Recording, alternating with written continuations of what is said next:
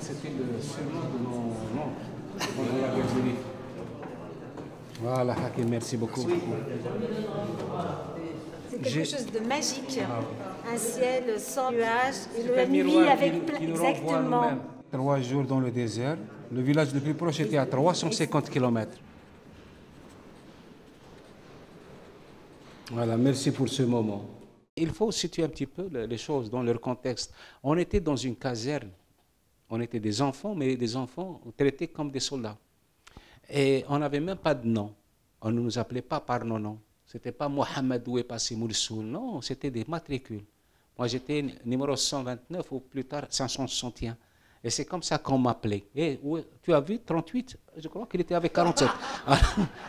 Et ce monsieur-là, ce Yvon Davis, il m'appelait Monsieur Moulsoul.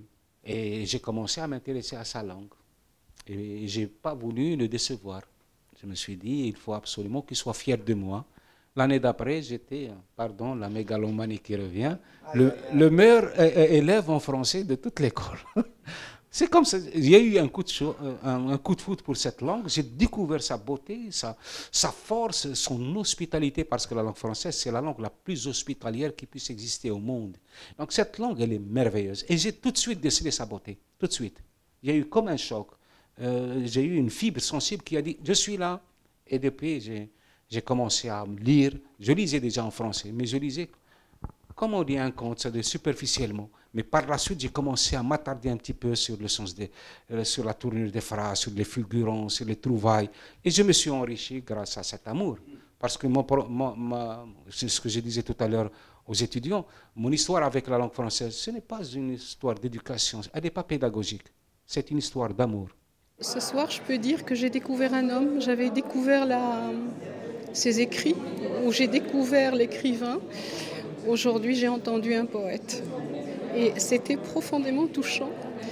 J'ai vu l'enfant qui a rencontré la langue française, qui l'a travaillée.